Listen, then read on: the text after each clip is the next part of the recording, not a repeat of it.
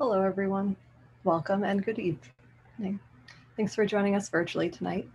My name is Maddie Walters, and on behalf of Harvard Bookstore, I'm pleased to introduce this virtual event with Dr. Jen Gunter, presenting her new book, The Menopause Manifesto, in conversation with Peggy Orenstein. Through virtual events like tonight, Harvard Bookstore continues to bring authors and their work to you and others in our community. Every week, we're hosting events here on our Zoom, and as always, our event schedule appears on our website at harvard.com/events, where you can also sign up for our weekly email newsletter and browse our shelves from home. This evening's discussion will conclude with some time for your questions. If you have a question for our speakers at any time tonight, go to the Q&A box at the bottom of the screen.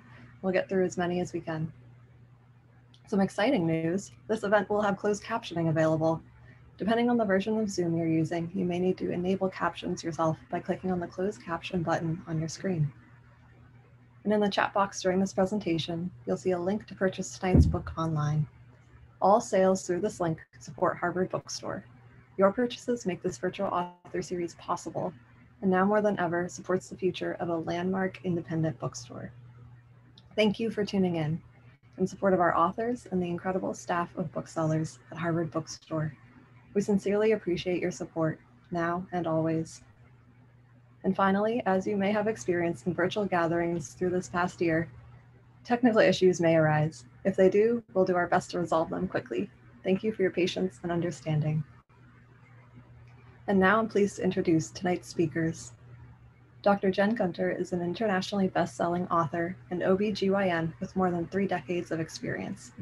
She is the author of the New York Times and USA Today best-selling book, The Vagina Bible, and the recipient of the 2020 NOMS Media Award from the North American Menopause Society. She is also a columnist for the New York Times and the star of Jensplaining, a CBC Amazon Prime video series that highlights the impact of medical misinformation on women. Peggy Orenstein is a New York Times bestselling author whose work includes Boys and Sex, Don't Call Me Princess, Girls and Sex, Cinderella Ate My Daughter, and more. She has been recognized for her outstanding coverage of family diversity by the Council on Contemporary Families and received 2 Books for a Better Life awards. She is a contributing writer for the New York Times Magazine and Afar, and has had her work appear in the Washington Post, The Atlantic, New Yorker, among many others. Tonight, they're here discussing Dr. Gunter's new book, The Menopause Manifesto, Own Your Health with Facts and Feminism, which was praised by Dr. Daniel Jones as leading the way to more informed and empowered generations. I am so pleased to turn things over to tonight's speakers. Jen and Peggy, the digital podium is all yours. Here we are. Hi, Jen. Thank you. Hi, how are you? Doing okay. So we've spent the last 20 minutes behind the scenes talking about our hair. So I hope you all can appreciate how excellent our hair looks together. But I digress. I'm so honored to be talking to you about a topic so near and dear to my heart and my life, which is menopause. And oops, are you there? You didn't freeze, did you? Did she freeze? Are you there? Yeah, there you are. Okay. You were going in and out a little bit. Yeah, things are freezing up a little bit. Okay, we'll do our best. Okay. So, but let's start. I just kind of wanted to ask you, why? How come you why write a book about menopause? Well, when I was on tour for the Vagina Bible, every single stop, someone asked about menopause. And even in many of the interviews I was doing about the Vagina Bible, as soon as there was any even menopause, adjacent discussion, that was where the reporters seemed to want to go. And so I really started thinking, obviously, that was a knowledge gap. And someone said something to me that really stuck with me. She said, menopause feels lonely, and it feels like we don't have any culture in menopause. And that just really stuck with me because as a physician, I knew about the biology of menopause. So I didn't have that feeling of sort of biological loneliness, if you will. I knew what was happening, but it really just made me think about how I wanted to write something not just about how the body works and what you need to do to stay healthy, but also give people some understanding of the cultural background about how we got to where we were. And it's interesting to hear that people where we are. oh, there you are, that people ask so much about it when I think of menopause as being sort of a transition of silence, you know? Absolutely. And I think that there's this huge culture of silence about menopause. I used to say that, menopause doesn't even rate the menopause doesn't even rate the shame that the vagina has, right? Like we shame everybody about the vagina. We shame people about the vulva, but we don't even like a menopausal body is not even worth shaming. And so that's kind of how I think about it. And yeah, I mean, there really is this just absolute culture of silence, and we need to change that. Like, and women get diminished and men get distinguished, and that's not right. And, who does that silence serve, do you think? Well, it serves the patriarchy, that's for sure. Yeah, it certainly doesn't serve anybody going through menopause, that's for sure. No one is empowered by knowing less about their body. And one of the themes that comes up with me a lot is people have symptoms that are typical, but they don't know they're typical. So when they're happening to them, they think there's something wrong with them and they think they're uniquely broken. And, that's something that's easily fixed with knowledge and by sharing. That seems so analogous to so many of the ways we approach female bodies. I think about writing about young girls and sex, and that is often the use that they think they're broken because they're not having orgasms, because they don't know what their clitoris is, because there's just silence around that. But I wondered how the culture of menopause might differ from the culture of puberty. Well, I think actually there's a lot of similarities in many ways. It's a sort of obviously medically it's kind of a mirror. As you go through puberty, you're having hormonal chaos. As you go through the menopause transition, you're having hormonal chaos. But puberty is celebrated because, when your ovaries are functional, you have worth to the patriarchy, right? Mm-hmm. So there's kind of a celebration to that, but a celebration that's typically also framed with purity culture, right?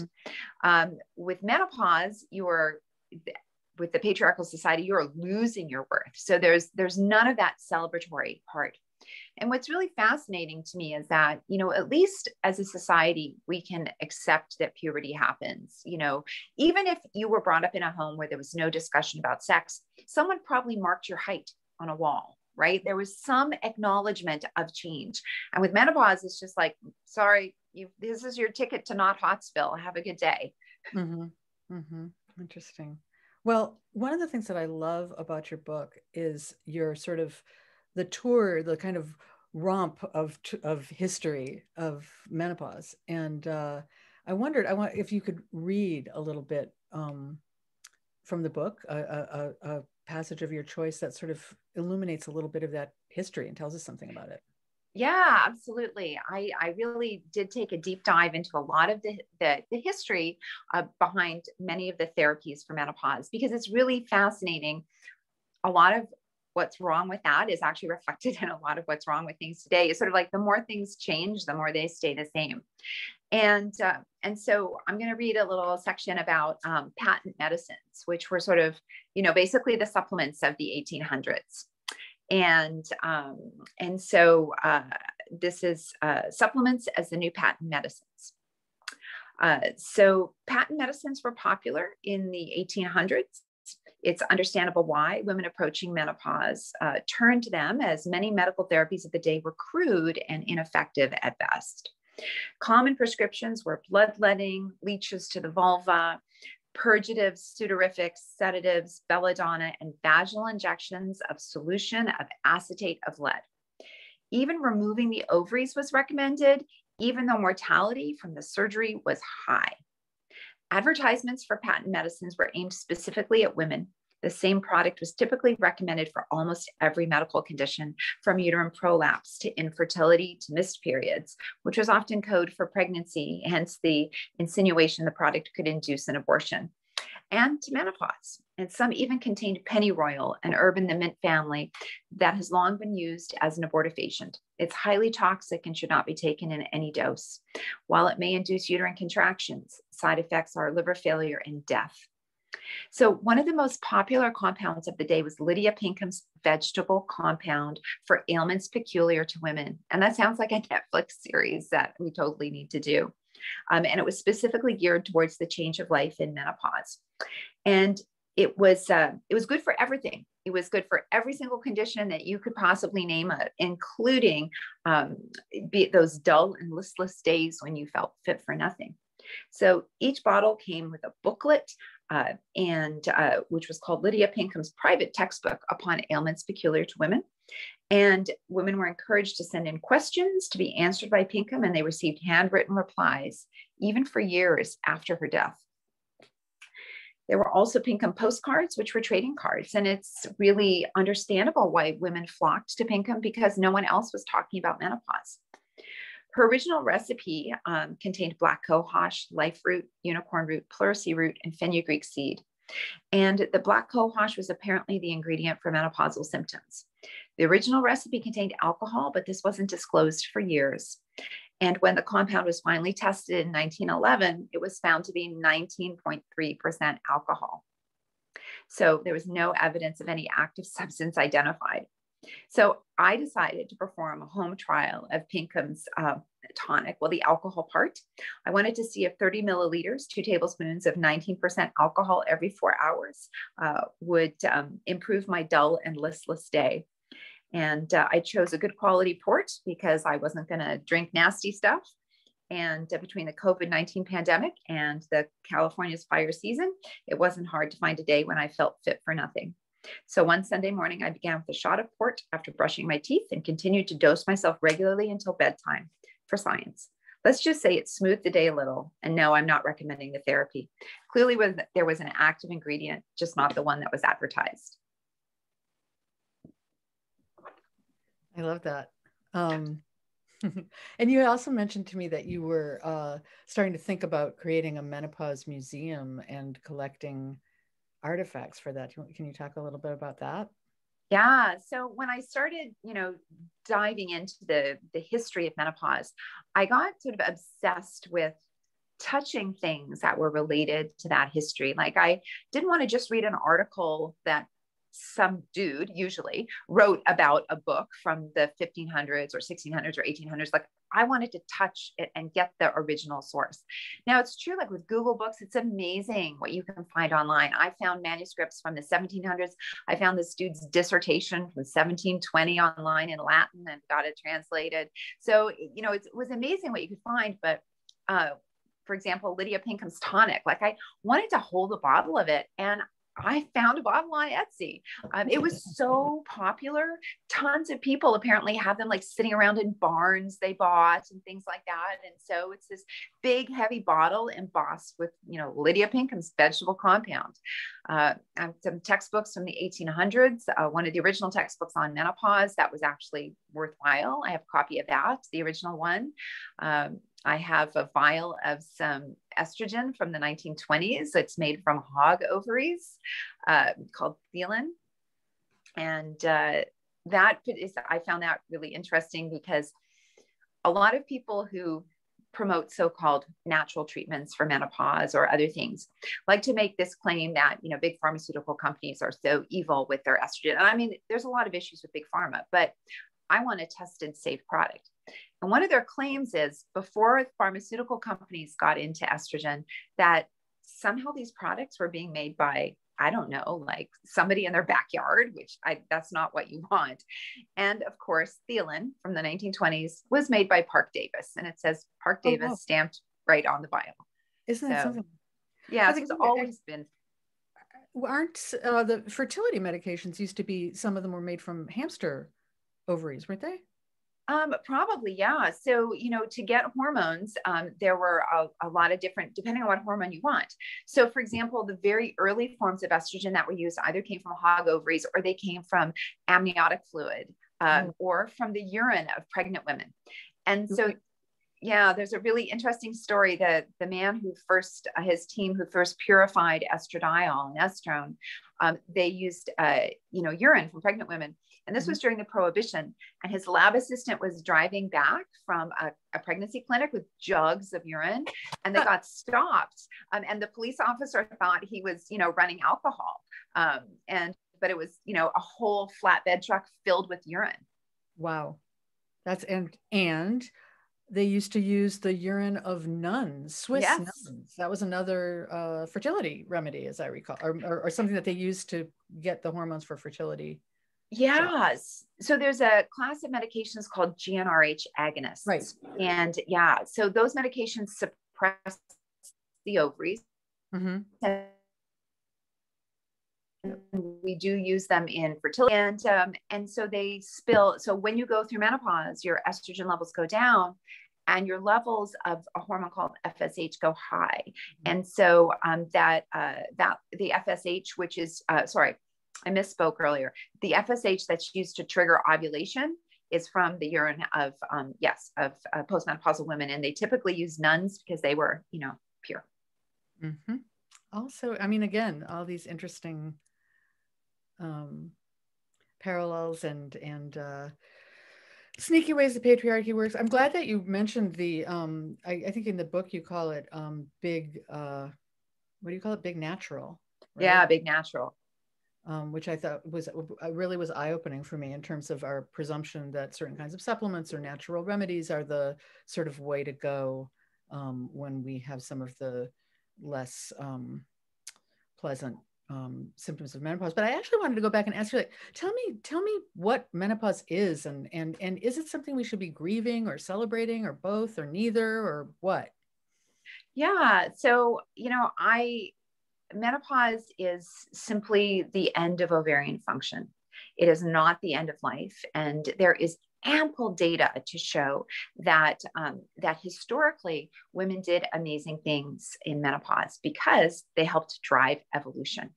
And it's called the grandmother hypothesis. And instead of thinking of evolution as a failure of loss of fertility, it was simply another way to contribute to the collective, to contribute to the survival of the species. So pregnancy is a huge biological toll on humans, more so than other animals. And human babies are uniquely vulnerable. So the toll of having a baby and rearing a child until it's able to eat and look after itself is incredible. So how do you keep perpetuating the species? You have to have a lot of children. And if you think back in the day, without vaccines, without sanitation, mortality in the first year of life was 50%. So for us to get where we are, people needed to be able to have a lot of children. And so they would need to have help with that. And what the grandmother hypothesis tells us is that families, our ancestral grandmothers, would have helped with that, would have offloaded the sort of the mother of the family to care for her infant, improving infant survival. Because if you have to run around after the 3-year-old and the 6-year-old, you can't necessarily be looking after the 5-day-old, right? Especially if there's, predators and shelter issues and stuff like that. And so the grandmother could offload those tasks. And there's a lot of data to support that. And interestingly, killer whales also go through menopause. So just like we do, their ovarian function stops, but they keep living. Interestingly, male killer whales die at 50. It's the females that keep living. Yeah. And there's evidence from studying killer whales that the grandmothers actually share food with their grandcalves, and they improve survival.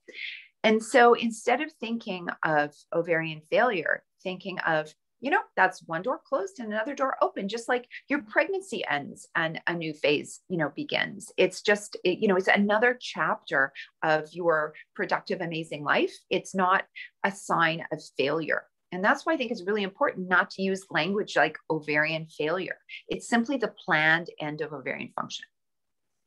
Interesting. And I guess I would have assumed that in those sort of ancient early times that women wouldn't necessarily live to menopause very much.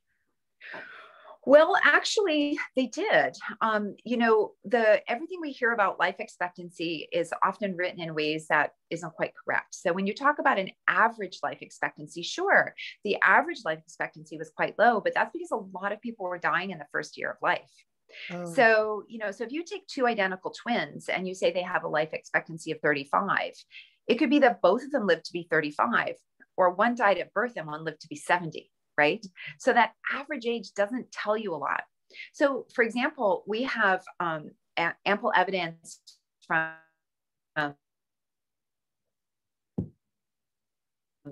ancient Greek texts. Periods stopped then. They couldn't have known that if we were all dying before menopause. Uh-huh.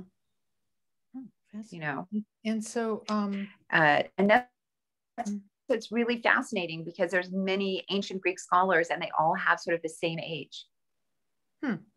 Interesting. And so when we fast forward to contemporary times, does menopause continue to be sort of a strength or an advantage, or what about for us who might not be having the grandmother effect with our grandchildren because our kids are only teenagers?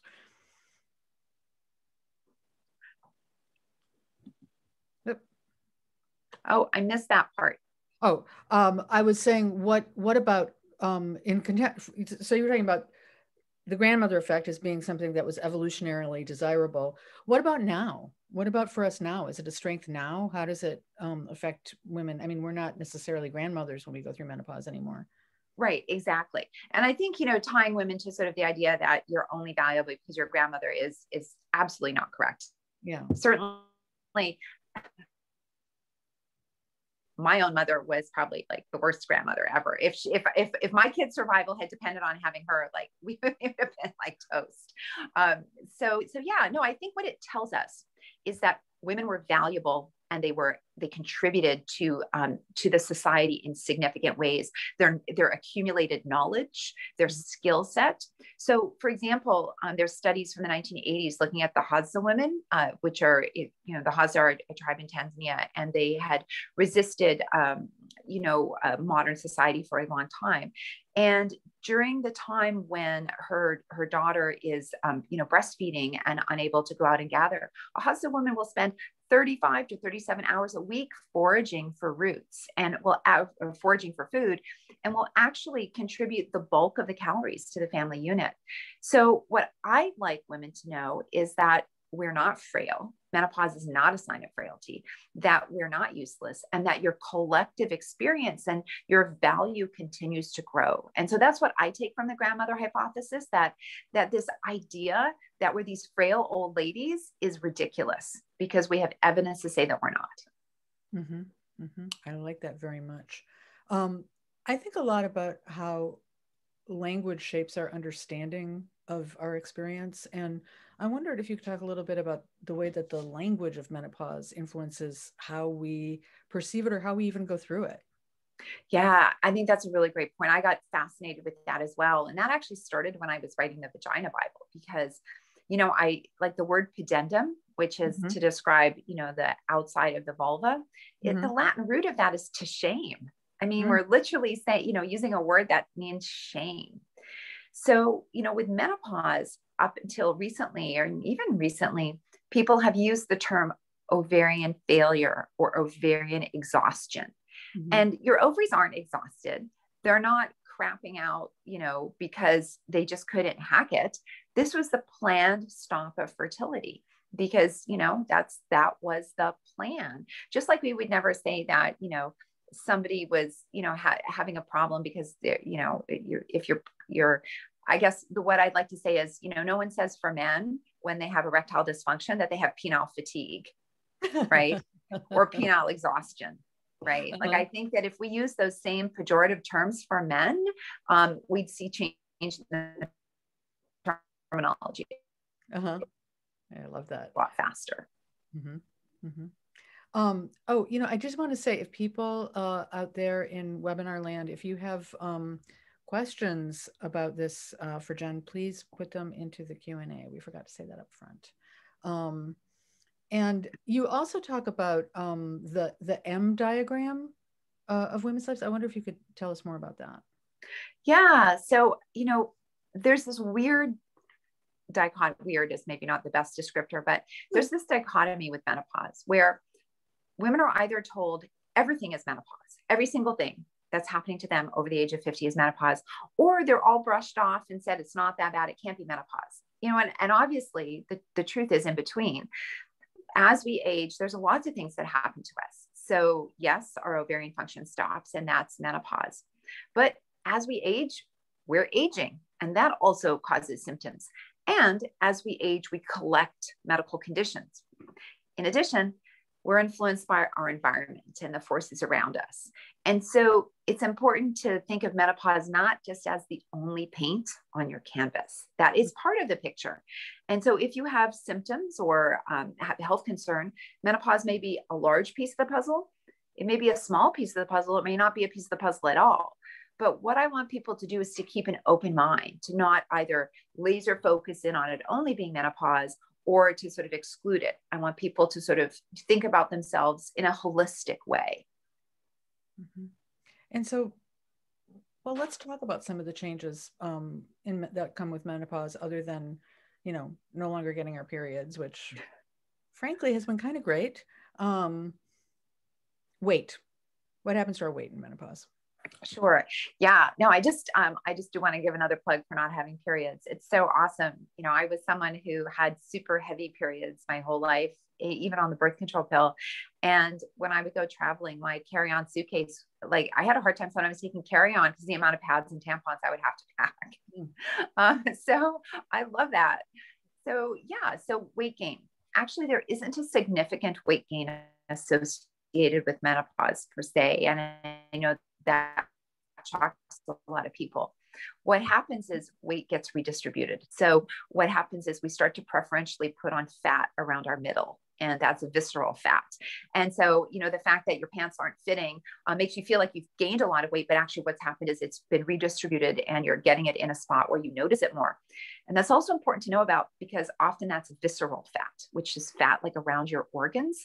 And that is the fat that actually is the most harmful for us. That fat produces inflammation. That's the fat that's associated with heart disease, that's associated with type 2 diabetes. And that's the really harmful fat. And so that's why during the menopause transition, those conditions start to increase. So the visceral fat is part of that risk factor. And I think that's also a really important thing to think about in a way, how we think about women's bodies, because so often, the visceral fat's the fat you can't see really. And that's the one that's the most important. And so, when we're focusing on the shape of a woman, what we're doing is we're focusing on the wrong thing from her health standpoint. What we need to focus on is the stuff that's not visible, but that we know could be there. Interesting. So it's not necessarily like, I feel like my friends are always complaining about what they call the menopause.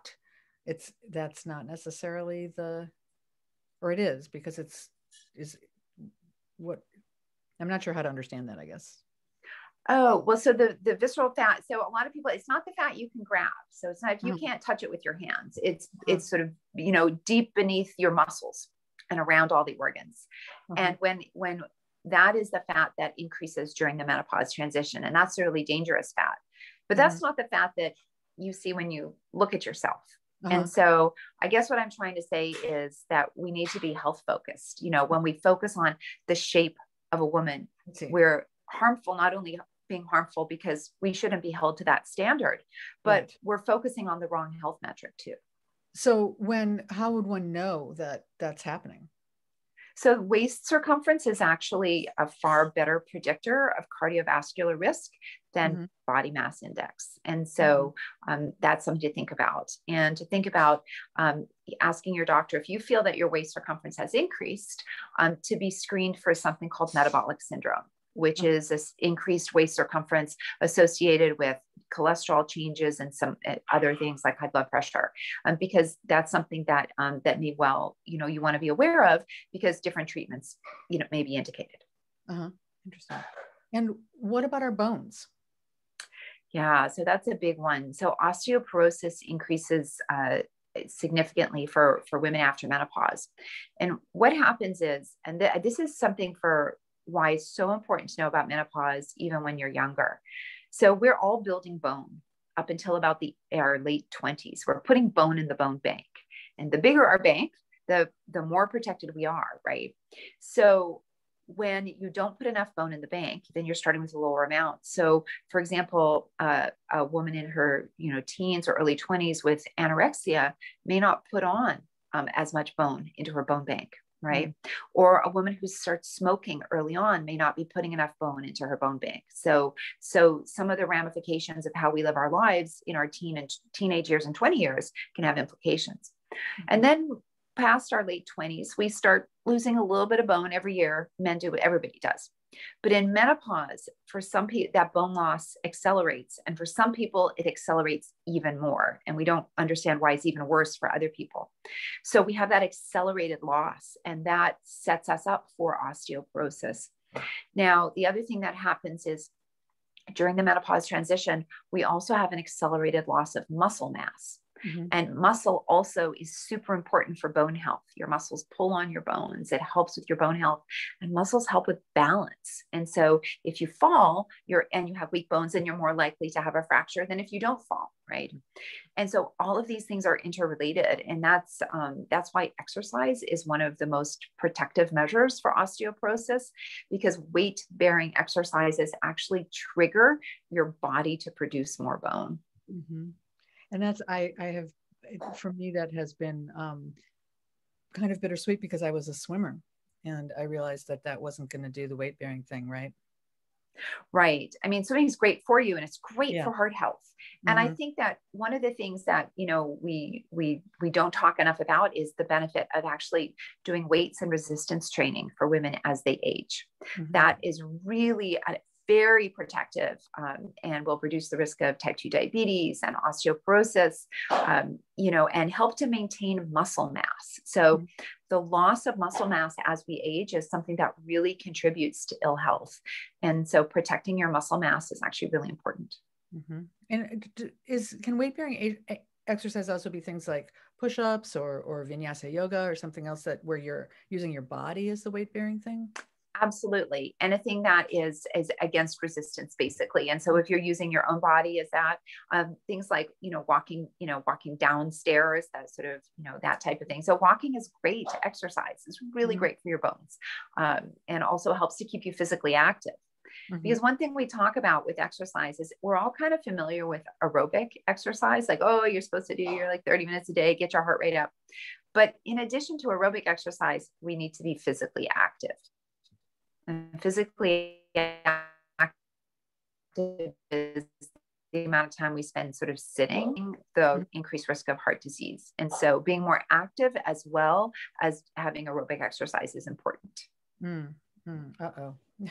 I know look, I mean, during the pandemic, I swear I turned into a piece of veal because I wasn't moving at all. I mean, the first month or two, I mean, think about it. We were all afraid to go to the grocery store. We were afraid to do things. So I literally, instead of going to the store, all these little extra trips and walking that you normally did, they all disappeared. And so I'd be like, oh, I have sardines, lentils, and pasta. Let's see what we can make for dinner from that. It's true. I have been really noticing how much more I guess I didn't think about how much I did walk. And now you realize how much you do when you are starting to get slowly back to the rest of life. Yeah. I mean, there were days during the early start of the pandemic that I had less than 1,000 steps a day. I mean, I'm with you. What about our brains? How does menopause affect our brains? Yeah. So there are a couple of things. So first of all, brain fog is something that we hear a lot about. And that's kind of like word finding issues and feeling forgetful or just feeling like you're not yourself. And a lot of people worry that that's a sign of sort of that dementia is right around the corner. Yes. That you're on some kind of brain ledge, and you're not.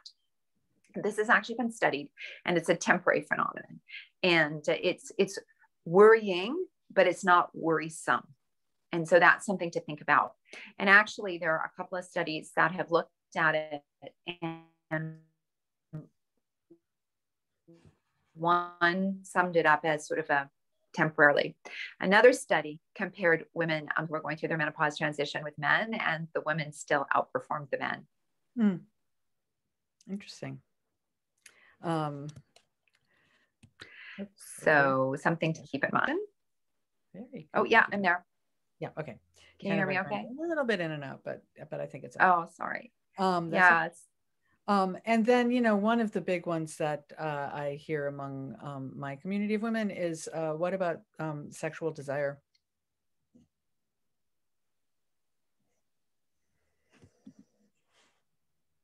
Did you hear that?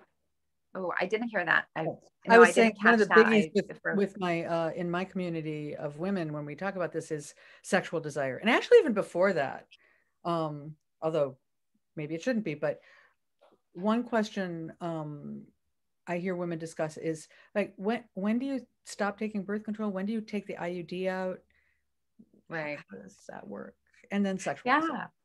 Well, let's talk about the contraception stuff first. So, you know, until you're 1 year past your last period, you can still technically get pregnant. There's no What reliable. If you don't get your period, if you have Right. an We'll get to that. So yeah. So when you stop your birth control, so say you're on the birth control pill or you have a hormonal IUD. If you have a hormonal IUD, just leave it in, right? So if you don't have a period because you've got to leave an adjustable IUD, you just leave it in until you're, you know, in your, you know, 53, 52, 53. For many people, that can be part of their menopausal hormone therapy if they decide they want to go on estrogen. So I tell people to leave that IUD in until you're sure you don't want it. And there's no reason to take it out. And so, you know, you can just leave that in. So you don't have to worry about it.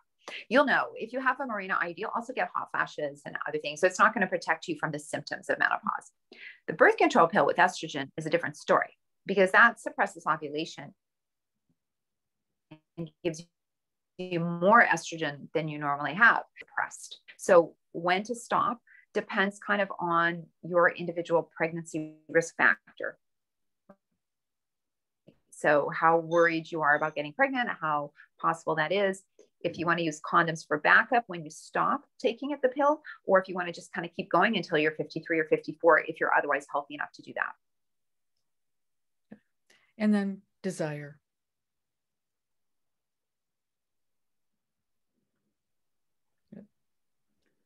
Desire. You're back. Desire. Yeah. Okay. Can you hear me okay? I think there's a bit of a glitch there. Yeah. Yeah. Okay. Yeah, you're back. Okay, great. So yeah, desire. So desire can drop for some women with menopause. Actually, others report that it can go up. And it's important to make sure that there aren't other things going on that could contribute. For example, depression or pain with sex from low estrogen in the vagina. You want to have all those things treated. You also want to make sure that there hasn't been sort of an accumulation of relationship issues at that point, right? Because when people are going through menopause, if they're with their same partner, they might been with their partner for 20 or 30 years. And so desire is something that has to be cultivated. People have to keep working at it. I think this kind of mirrors a lot of what you have written about, Peggy, is that, you know, we have these false ideas about sex, right? That you should be hot and horny all the time, and that sex doesn't require, you know, effort and desire. And you have to put work into a sexual relationship to get things out. And so for someone who doesn't have any of those and that's all in order, then sometimes there are medications be helpful. But it's also important to remember that, you know, desire has also been commercialized by a lot of pharmaceutical companies, and the therapies aren't quite as good. The one thing that is been highly effective for desire is cognitive behavioral therapy and mindfulness therapy. And I always recommend the book Better Sex Through Mindfulness by Dr. Lori Brotto. Yeah, it's a great book. Love that book. Yeah. You know, I think that probably everybody well, actually, I was going to talk about hormone replacement therapy, but before we got there, I wanted to say the other thing, which I find personally the most bedeviling part, and I don't know if this is menopause or not, but sleep. I don't know anybody who sleeps after a certain age that is female. Yeah, so sleep disturbances are definitely increased with menopause, and there can be a variety of reasons. So if you're having hot flushes at night, then that's going to disturb your sleep. Absolutely. But there is an increased report of insomnia, but also if you've developed depression, that can affect sleep. And so it's also important to be screened for that. And there's also, therapy for sleep disturbances, again, cognitive behavioral therapy. It's highly effective. CBT for insomnia is actually more effective than any medication, but it is definitely a struggle. And also many people have difficulty sleeping with aging as well. So it's kind of like a combination of things. Mm-hmm. Do you feel like there's, I remember when I was writing about breast cancer, and I was writing about mammographic screening and sort of the myths and limits of mammographic screening. One of the concepts I came across was misfearing, that we tend to fear or focus on kind of the wrong thing at the and at the expense of the things that we ought to be focusing on. And I wondered if you felt that was true with menopause. Are there things that we're misfearing or should be thinking about that we're not? Yeah, I mean, I think that there's a lot of emphasis on symptoms. And while symptoms are important, it feels to me that we neglect the things that can actually kill women, right? Heart disease kills 1 in 3 women, right? And it increases with menopause. Osteoporosis is a huge cause of disability and mortality, dementia as well. And while all of these things like libido and hot flashes are very important, they're very important for how you live your life. It feels to me that they seem to occupy all of the conversation. And so we're talking about those things while there's things that are sort of ticking along that can kill you. And, having a heart attack, that's not good for your libido. Having a heart attack, that's not going to be good for any of your health measures. And so I just think that we need to be able to make room for these other things. I think it's a bit like having children. The more children you have, you make room for them in your heart, and you say, we're able to accommodate all of you. And so I think that we have to sort of use that approach, because I do feel that we don't focus enough on the things that need to be done to keep women alive and physically healthy. And I think that's a really important component that's missing. And let's go to hormone replacement therapy. Sure. Yeah. So menopausal hormone therapy is how we like to call it now, because you're not replacing something that's lost. You're not meant to have estrogen when you're 60, right? So it's not a replacement, it's a treatment, and that's okay, but we should use the correct term. If you're 35 and you've lost your estrogen prematurely, then it's fine to call it hormone replacement therapy, because your body needed to have estrogen when you're 35. At 60 or 55 or 50, it's a totally different story. And so we should call it menopausal hormone therapy. So MHT can be very helpful for symptoms. It can help with night sweats. It can help with sleep if they're related to night sweats. It can also help prevent dementia, osteoporosis.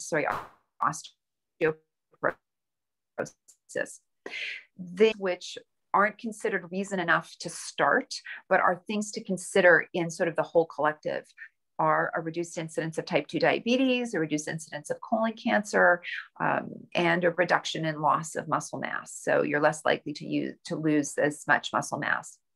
So there are a lot of upsides with it. Now, not everybody suffers with symptoms. 25% of women don't have many hot flashes and are totally fine. And so whether or not you should start MHT really depends on what you're being bothered by symptom-wise, and what are the health things that you're at increased risk for. So are you high risk for osteoporosis or not? And so this is an evolving field for sort of long-term data on dementia and brain health. And so we don't quite have good super long-term data yet. But if you're under the age of 60 or within 10 years of your final menstrual period, using transdermal, so therapy that goes across the skin, and then that also includes special therapy in the vagina that gets absorbed into the bloodstream, is the safest way to use it. And when it's used in that way, there isn't an increased risk of blood clots, and it's really very safe. There is a very a rare increased risk of breast cancer, and overall, though, longevity is not reduced by being on MHT. And so it's really something that I'm hoping the several chapters on it in the book help people sort of understand what it can do, what it can't do. And for many people, it's a great tool, but not everybody wants to take hormones. Not everybody likes how they feel on hormones. And so there's also other options as well. Is it still true that people who have had breast cancer or at high risk for breast cancer shouldn't be on them? Yeah. So the prevailing thought is that if you've had breast cancer, that you generally shouldn't be on menopausal hormone therapy. Obviously, there may be some individual extenuating circumstances under sort of really intense discussion with your own personal physician, but especially, people who are on hormone blockers for their cancer, they're on that because the idea is they need to have every scrap of estrogen, taken away to improve their longevity. Right. So those are things that are really hard to answer, kind of in a book, and something that, really requires close consultation with your oncologist, and your OBGYN or whoever is prescribing, whoever is helping you manage some of these other symptoms. Yeah. Just asking for a friend, Yeah. No, yeah. I know it's, there are, because there's so many different subtypes of breast cancer as well. Right. Yeah. So, Right. but in general, we don't recommend it. How has writing this book changed you? Well, it made me really enraged about how the story of menopause has been controlled by the patriarchy. I would say that this narrative that, when you're an old woman, you can't do anything, that you're just an old woman, that you should be dismissed. And, I really want to flip that narrative for people. I want people, instead of, thinking about, I think about the witch from Snow White, right? I feel like that's this patriarchal narrative of menopause, that you have this woman with her faded beauty, and she's supposed to be angry at a younger woman, right? Because doesn't have that youth anymore. So she releases her inner crone, right? Like that's something that, bothers me. Like that's the narrative that's been pushed on us, as opposed to, warrior women. I want to see more movies with Helen Mirren firing guns and, being incredibly badass at any age. If a man can be an action star at 60, so can a woman. It's not like they're really jumping from buildings in real life. So if you can imagine a 60-year-old man doing that, you can imagine a kick-ass 60-year-old woman doing that. Do you think we're going to see that as a generation of women? Well, I think it's going to take a long time, because my experience with media has been that producers have certain visions that they're pushing, and that they believe that's the vision that the only vision that will sell. But I think that's wrong. And I think they believe that because they have been brought up in that system. And that's why I think we need far more diversity everywhere, because, diversity would tell us that's not the case. I mean, people want to see themselves represented in things. And that, for when I look at the movies, I think women are either hot in 20, or, that's basically it. Or you're an old woman. You're like a lady detective. You're a crazy Catwoman. These stories end. And that gets back to what we spoke about at the beginning, about this lack of culture. I mean, I love Angela Lansbury, and I loved Murder, She Wrote, but that can't be the only story for a woman in menopause, Right. Well, I wonder, there was just an article on the front page of the Times the other day about the dropping fertility rate, the dropping birth rate, and how many more older people they're going to be soon than younger people. I wonder if that will change what we see and who culture caters to. That might, I hope so. Not for the best of reasons, but it could be. It seems to me. Yeah. There's other cultures where aging is not treated with that disdain, right? So we're in a unique culture where aging is treated with disdain, and aging women are treated with disdain, right? So we kind of get the double whammy. Yeah. So So I think it'll be interesting to see, how that changes. Yeah. Interesting. Well, there's some questions here that I'd like to throw out. Oh, this is good. What would you name your menopause museum, Jen? What would I name my menopause museum? The Kick-Ass Menopause Museum for Amazing Women. And would this be in your home, or where are you going to put it? Well, I'm going to start on my table in my dining room and put out all my displays. And then I'm going to see if I can get funds to have an exhibit to display maybe at a museum in San Francisco. You know, I think that women would come. I think people would come. I think people would want to see this, you know, walk amongst sort of the history. And so I'm really obsessed with this idea. I know nothing about museums. I know nothing about art exhibits, but I do have tenacity and perseverance. So I'm hoping that's enough. And I want a place where people can come. I want a gift shop with just like cool stuff about menopause. Like, why not? Mm-hmm. Yeah. Why not celebrate it? Why not say you're just crossing the Crimson Bridge?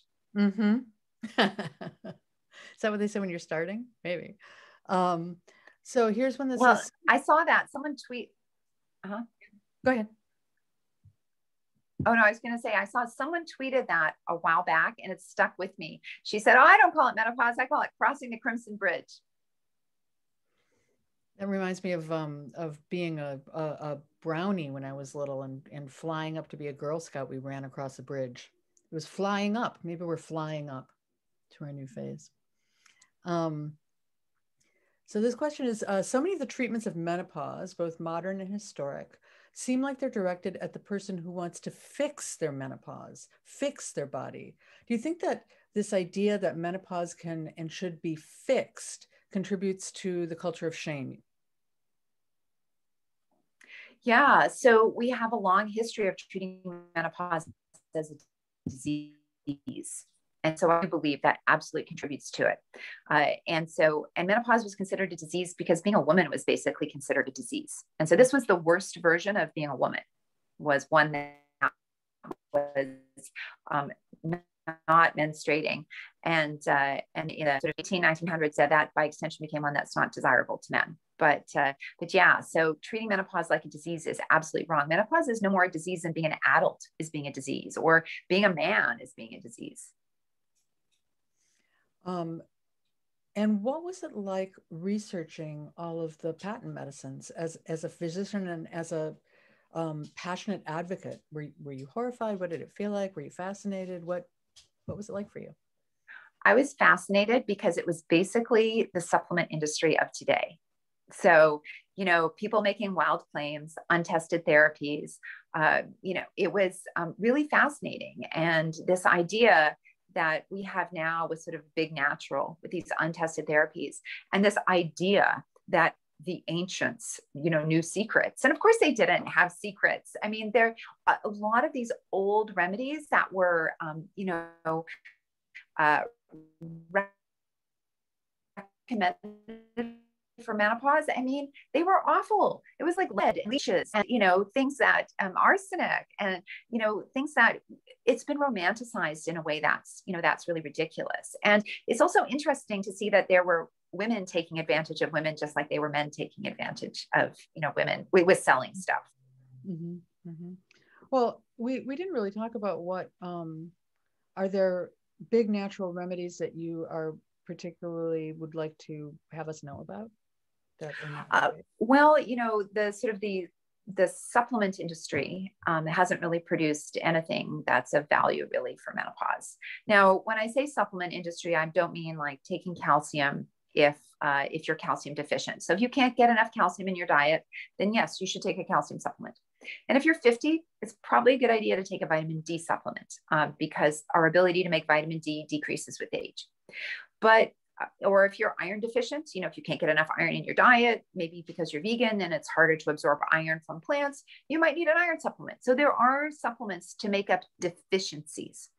But when you're talking about like combinations of herbs and things like that, you know, they either haven't been tested or they've been very poorly tested. And these things can be as harmful.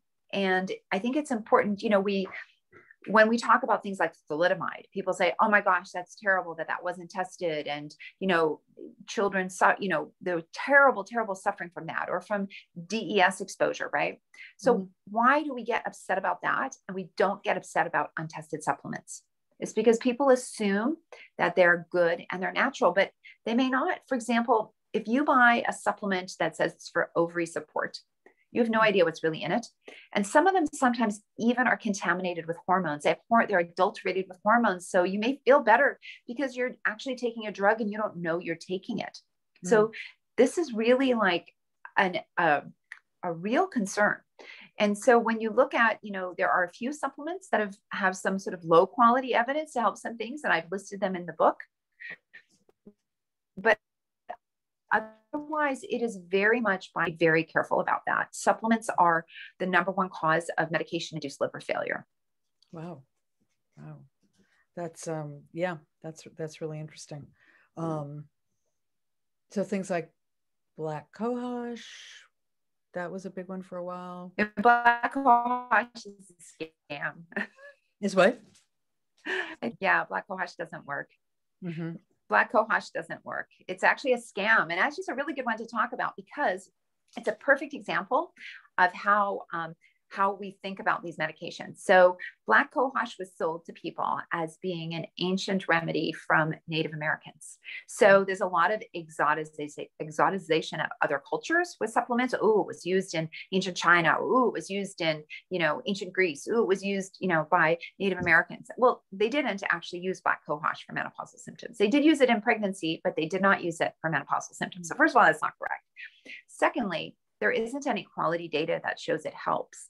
And there's reports of liver failure associated with black. They took a whole bunch of samples and tested it.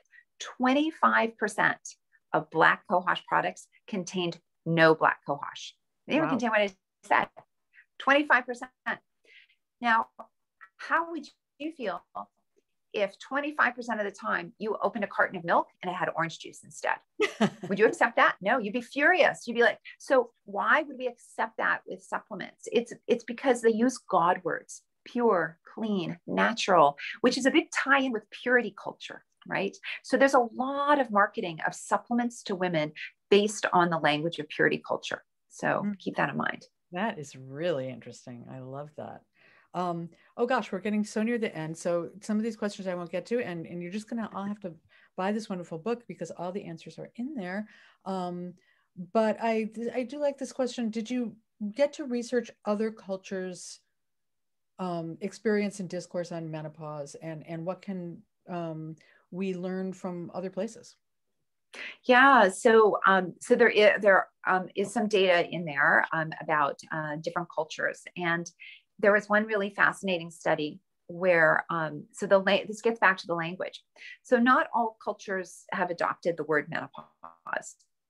Some use climacteric, which is actually an older medical term, which I really like because it just means, change in life, or they have change in life or the passing from A to B, like these terms that are all about passages. Mm-hmm. And in those cultures, when they do surveys about how bothersome symptoms are, mm-hmm. women tend to rate their symptoms as being less bothersome. Mm. And it kind of makes sense. Like if you're in a culture where menopause is treated as irrelevance and it's treated with disdain, I think you would be more bothered by your symptoms than if you're treated somewhere where people are like, oh, that's happening to you. It's nothing that you should be ashamed about. It's, so I suspect that that's a marker for being able to talk more freely about it, for having less disdain. And I think that's what we really need to move towards. Uh-huh. Well, and again, it points out, where we sort of started in a way that how much language can shape our experience and attitude towards what happens in our bodies or what happens in our experience in general.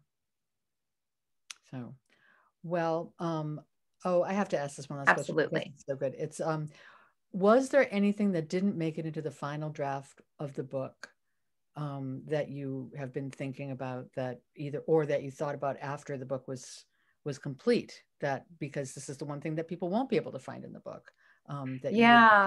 So there was sort of an explosion of more at-home scammy tests for menopause as I was finishing the manuscript, and I just couldn't get it in and make the deadline.